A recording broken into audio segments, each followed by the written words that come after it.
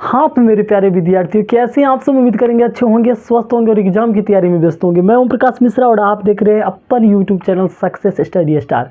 तो मेरे प्यारे विद्यार्थियों, कैसा गया आपका एसएसटी का एग्ज़ाम? ठीक है, तो आप लोगों का कैसा एसएसटी का एग्ज़ाम गया आप लोग कमेंट बॉक्स में ज़रूर हमें बताइए जो आप सबका एसएसटी का एग्ज़ाम कैसा गया। ठीक है, और आज का जो वीडियो है 21 फरवरी के लेकिन VVI साइंस का सब्जेक्टिव कॉन्फर्म टकराएगा। ठीक है ना, सब्जेक्टिव है साइंस का। 21 फरवरी के यदि आपका फर्स्ट सेटिंग हो या सेकंड सेटिंग हो, दोनों सेटिंग के लिए इम्पोर्टेंट है। ठीक है, तो चलिए ज़्यादा टाइम नहीं लेते हुए और वीडियो को अंत तक वॉच कीजिएगा। अच्छा लग जाए चैनल को सब्सक्राइब कर लीजिएगा। ठीक है, चलिए पहला क्वेश्चन उठा लेते हैं। सबसे पहला क्वेश्चन है बुआ लोग, आवर्धन किसे कहते हैं और इसका SI मात्रक लिखिए। ठीक है, तो एकदम बिल्कुल आप कहें ना माइंड में डायरेक्ट याद हो जाएगा। अभी सुनिएगा, क्या है?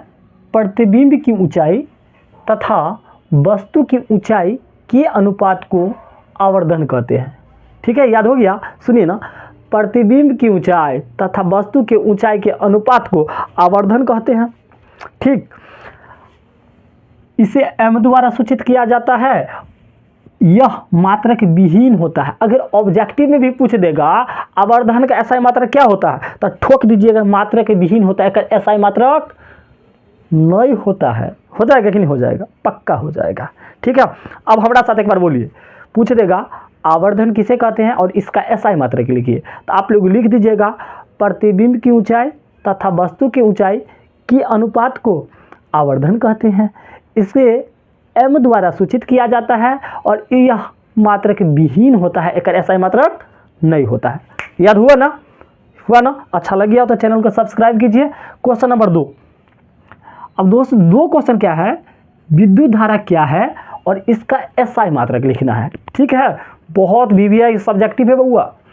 तो क्या है, किसी चालक से आवेश प्रवाह की दर को, किसी चालक से आवेश प्रवाह की दर को विद्युत धारा कहते हैं। इसे I द्वारा सूचित किया जाता है। किसके द्वारा सूचित किया जाता है? विद्युत धारा को I द्वारा सूचित किया जाता है। इसका SI मात्रक एम्पियर होता है। इसका SI मात्रक क्या होता है? एम्पियर होता है। ठीक है, तो आपको ऑब्जेक्टिव में यहाँ से भी याद हो गया होगा जो विद्युत धारा का SI मात्रक क्या होता है, तो एम्पियर होता है। होता है ना? तो आप लोग बताइएगा कमेंट में प्रतिरोध का SI मात्रक क्या होता है। जल्दी कहें ना, कॉन्फर्म ये छपेगा प्रतिरोध।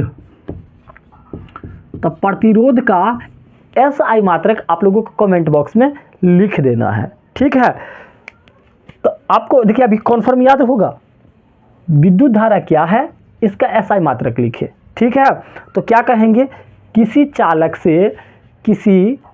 से आवेश के प्रवाह को दर को विद्युत धारा कहते हैं। इसे I द्वारा सूचित किया जाता है। इसका SI मात्रक एम्पियर होता है। याद हुआ कि नहीं हुआ? पक्का बताइए। हो गया ना? तो याद ऑब्जेक्टिव में भी रहेगा विद्युत धारा का SI मात्रक है सर, एम्पियर होता है। फोड़ दीजिएगा, पक्का फोड़िएगा। प्रतिरोध को तो आप लोगों को कमेंट में बताना है। ठीक, अब देखिए प्रतिस्थापन अभिक्रिया किसे कहते हैं। अब प्रतिस्थापन के एक दूसरे का नाम भी है जेकरा विस्थापन अभिक्रिया कहते हैं। ठीक है, अगर प्रतिस्थापन अभिक्रिया किसे कहते हैं या विस्थापन अभिक्रिया किसे कहते हैं अगर पूछ दिया तो यही आंसर लिखेंगे। आंसर ऐसा बताएंगे ना जो आपको डायरेक्ट माइंड में। तो सुनिएगा, आपको है ये किसका के प्रति अभिक्रिया वाला आ गया, समझ जाना सर ये केमिस्ट्री का क्वेश्चन है। किसका है? केमिस्ट्री का है।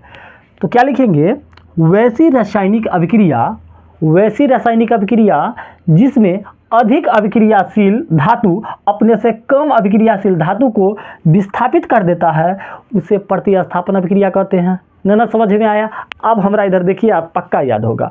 सबसे पहले प्रतिस्थापन अभिक्रिया किसे कहते हैं, यह ना है। सुनिएगा, वैसी रासायनिक अभिक्रिया जिसमें अधिक अभिक्रियाशील धातु अपने से कम अभिक्रियाशील धातु को विस्थापित कर देता है, उसे हम प्रतिस्थापन या विस्थापन अभिक्रिया कहते हैं। ठीक है, तो ये रहेगा तो आप बना दीजिएगा।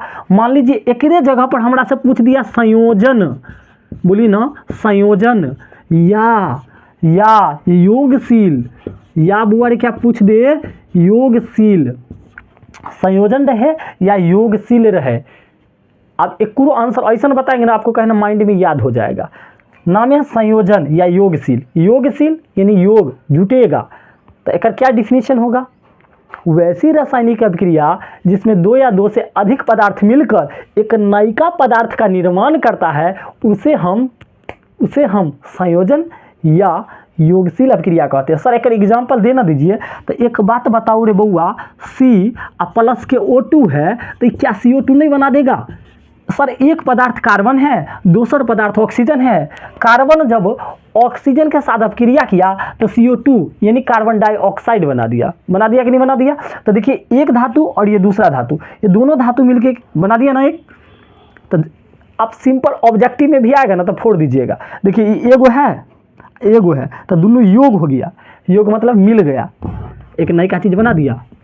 तो ये कौन सा अभिक्रिया है? योगशील अभिक्रिया है। ठीक है, अच्छा लगे हो तो चैनल को सब्सक्राइब कर लीजिएगा। जल्द मिलते एक तरह का नई का वीडियो में।